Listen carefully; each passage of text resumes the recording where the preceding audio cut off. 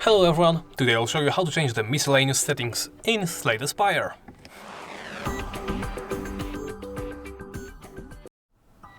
Let's begin by opening the settings menu, then go into game settings. Here, under miscellaneous, you can change the language. This requires a reset.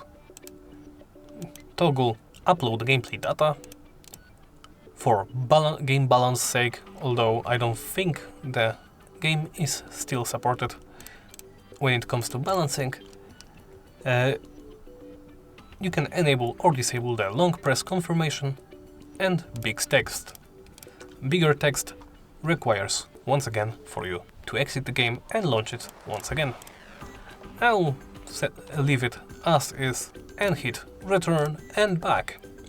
And that's about it. Thank you for watching, and please remember to like, comment and subscribe.